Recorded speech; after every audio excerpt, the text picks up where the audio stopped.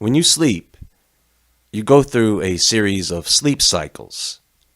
On a typical night, a person could go through 4 to 6 of these cycles, which average out to about 90 minutes per cycle. Of course, each cycle is going to vary throughout the night. Now, each sleep cycle is composed of 4 stages. The first stage is the dozing off stage of non-rapid eye movement sleep, the N1 stage. This usually takes 2 to 5 minutes. If the person is left undisturbed, they can move into the next stage pretty rapidly. But typically, a person can easily be awakened during this stage. In the next stage, the N2 stage, which usually makes up almost half of your sleep cycle in total, your body is more relaxed, your breathing is slowed, your body temperature drops. This can start off lasting from 10 to 25 minutes. Then it can increase in duration in each following sleep cycle. In stage 3, N3, you are in deep sleep. In the beginning of the series of sleep cycles, we tend to stay in deep sleep for about 20 to 40 minutes, and as our sleep progresses to the next sleep cycle, that duration shortens, and we stay in the final stage longer, which is REM sleep or REM sleep. Now, you can dream in any stage of sleep. It's just that in REM sleep, your dreams are more vivid. Normally, it takes about 90 minutes to get to this stage. However, some people move rapidly into this stage. In REM sleep, something very interesting happens called atonia. And this is where the brain causes temporary paralysis of the body so that you don't hurt yourself while you're dreaming. However, sometimes you may wake up while your body is still in paralysis, and this is what is known as sleep paralysis, or SP. Now, sometimes during sleep paralysis, hallucinations may occur. People may see ghosts or shadow figures. They may hear their name called to them, or have conversations with some presence. And in some cases, they may have an out-of-body experience. Or sometimes they may astral project, leaving their body entirely during sleep. So, I'm going to explain what is happening, because it has come to my attention that there are many people who suffer from chronic SP. Is there a way out? Maybe. It's about your fears.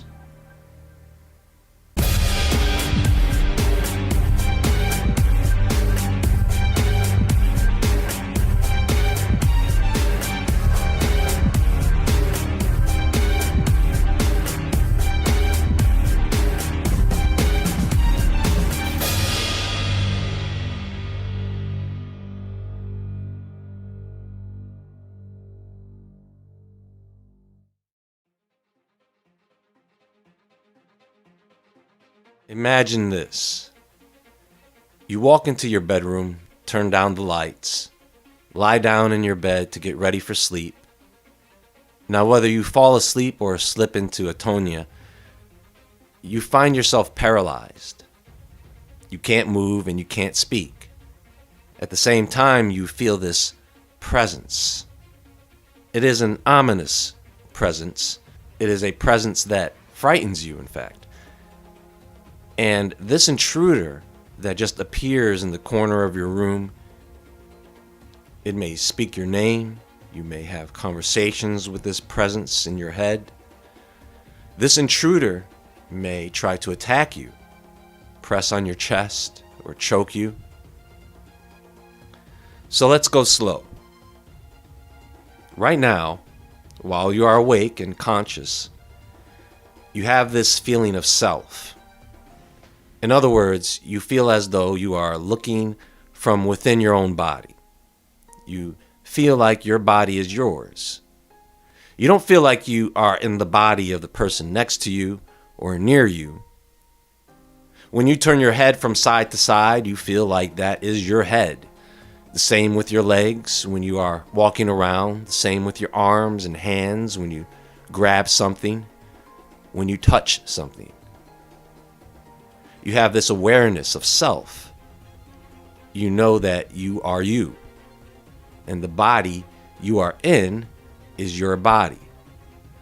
Now, this feeling of self is actually something that your brain creates for you. Your brain constructs this for you through the temporal parietal junction, okay? This is the connection between the parietal and temporal lobes of the brain. And this junction relies on sensory cues as information is calibrated and creates this balanced sense of self. This is what creates that feeling of being inside your own body. Now, sometimes damage can occur to the structures of the brain, and some very bizarre things can happen when they do. For example, after a brain injury, a person may come to believe that one of their limbs doesn't belong to them. They may feel like their arm belongs to someone else they may know. Sometimes people have a rare case of wanting to amputate one of their limbs. You've heard of this, right? That all has to do with this construct your brain has created to give you that sense of self.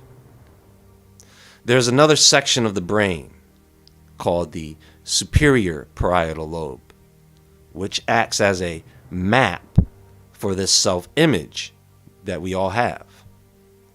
This is what allows you to still be aware of where your hands and feet are, even if you are in the dark and can't see your limbs. You still have that feeling that they are there. So your brain produces and releases the neurotransmitter serotonin, which plays a key role in your REM sleep. In that, the neurons that produce serotonin stop firing. Keep in mind that serotonin is like the waking hormone. It causes you to be up and awake, alert. It gives you clarity of mind. And throughout the day, your serotonin levels drop until the point where you enter REM sleep. And then the neurons stop firing and stop producing serotonin. Makes sense, right? As you sleep, your serotonin is recharging, so to speak. When you are in REM sleep, the most vivid of dreams occur. And phenomena such as lucid dreaming, a sense of time slowing down, a feeling of heightened emotions. Emotions are a big part of REM sleep. So during the day, your brain, your frontal cortex, is active. And it is sending information to the amygdala, which is processing all these emotions you have. So if you are awake and someone makes you angry, your frontal cortex, which is awake and active, which is powered by serotonin, sends this sensory information to the amygdala to produce the emotion. But when you sleep and are in REM sleep, no serotonin means that the frontal cortex is blocked. It's sleep, which means that the amygdala has the freedom to do whatever it wants. And what is interesting about the amygdala is that it is thought to be responsible for fearful and threatening stimuli. Okay? Are you with me so far? You also need serotonin to transfer short-term memories into long-term memories. Because you don't have that release of serotonin during REM sleep, you forget your dreams.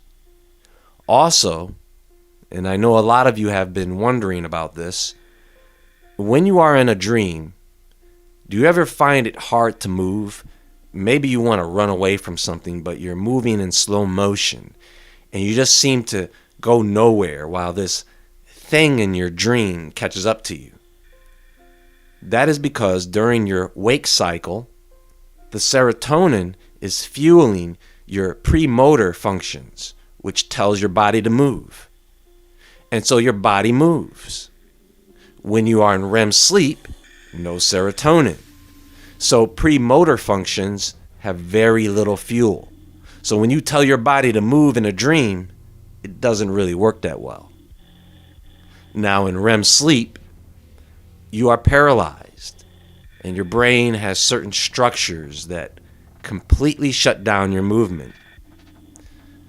Sometimes during this phase, the parts of the brain like the prefrontal cortex can be activated just a little, which can cause lucid dreaming, by the way. Or it can give you a sense of awareness. You can become mentally awake at this moment. But your REM sleep is still active. It's still working, and that is where you find yourself in sleep paralysis.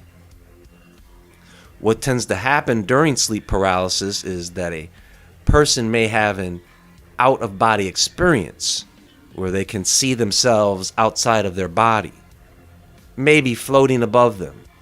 They may see a figure that looks like them and may start to talk to that reflection. But essentially, the person has a hard time distinguishing this projection of themselves from their real self. What happens is when you are awake and moving around, your brain is sending signals for your body to move. You tell the superior parietal lobe to make your body image of the movement. And your limbs, when they are moving, give your brain the feedback to confirm and create this sense of self, so that it can also give your body a sense of balance. Now, when you are in REM sleep, you are paralyzed and you are busy trying to tell your brain to make your body move. But the brain isn't getting that feedback from your body moving or your limbs moving. So because the brain absolutely needs that feedback, it will create or project a false image of self for you. That is why you may see floating limbs or parts of your body being projected out from you, or maybe even yourself floating above you. Your brain is trying to make up for that lack of feedback coming from your limbs of your body, coming from that movement. When you are in REM sleep, your body automatically breathes, right? So when you try to control it, try to control your breathing, it feels like there's pressure on your chest. Your arms or limbs send feedback to the brain when those limbs actually move around. But when you are in paralysis, they don't move and your brain doesn't get that feedback. So it feels like your limbs are being held down. That is actually called proprioceptive feedback. This is what's causing the out-of-body experience. But what about the shadow beings? The intruder, right? Well, have you ever been in a dream with other people? Have you ever talked to someone in your dream that you have never met or seen before? And maybe you feel this strong connection with the person in that dream. Well, your brain, the temporal lobe, is producing a projection of yourself in your dreams. All those other people in your dreams are you.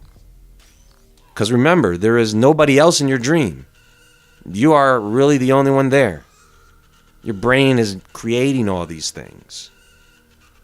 So what happens in sleep paralysis is the same thing, except you are mentally awake, and so that shadow being comes in the form of a hallucination. The specter that is trying to attack you is a projection of yourself, just like that out-of-body experience. That is why the shadow person kind of mimics you. They may mimic the movements that you want to make, or they may speak to you in your own voice. which is actually you talking to yourself. And that fear is you being afraid of yourself. The reason it manifests into this ghostly apparition or being is theoretically because of priming. So if you tell someone at a young age, or at any age really, about sleep paralysis, and you tell them about the shadow person, you tell them about the strange out-of-body experiences, the intruder and how it attacks you, how it sits on your chest and tries to strangle you and you can't breathe, the person is now primed for sleep paralysis. Because when they lay down to go to sleep, they already have this underlying fear of that type of encounter. And that fear, that emotion tied and controlled by the amygdala without the control of the frontal cortex because of a lack of serotonin, then manifests this demon or spirit projection. And that scares you when you come out of sleep and are fully awake. So the next time you lay down to sleep, you of course don't want to go through that again. So that fear, once again, produces the same result. And this starts a cycle that could lead to a mental disorder that is similar to PTSD. That first time you had sleep paralysis could have left a trauma imprint without you realizing it. And so in your waking everyday life, you could suffer from PTSD symptoms if you encounter the right stimuli. Simply talking about sleep paralysis could trigger it. People who study sleep paralysis tend to get sleep paralysis. Why? Because they are primed, see? They are thinking about it, so much so that it happens. Sleep paralysis keeps occurring and becomes chronic because that person has a locked-in mechanism of fear-based emotions that activate in REM sleep. And what happens is you actually teach or train your brain to go into sleep paralysis on a more regular basis. So there are 3 parts to this: the mental, emotional, and physical. The mental part is the priming, the thought of sleep paralysis, the thought of that scary shadow being, the thought of being paralyzed, of there being no escape. The emotional part is the fear of that shadow being, the fear of being paralyzed and helpless. The physical part is the lack of serotonin. Maybe there are nutrient deficiencies. Sleep deprivation can throw off the production of hormones and neurotransmitters as well as your diet. Meditation, relaxation therapy is one of several methods to alleviate sleep paralysis. The first goal is getting to the fear, getting to that emotional trigger and getting rid of it so that the body can totally relax and the brain can do its job with normal function. I'm going to come back to this discussion of sleep paralysis, but I hope this presentation provided a bit of insight and clarity, a better understanding of what is happening and how now to approach implementing treatment for it. There is more to come very soon, so stay tuned, folks. Be sure to visit woodwardentertainment.com and the Woodward Entertainment Store. You can follow me on Instagram at jwoodward. Have a great evening and sleep well. And as always, stay awake, stay aware, stay safe, especially when you are asleep. And I'll talk to you all soon.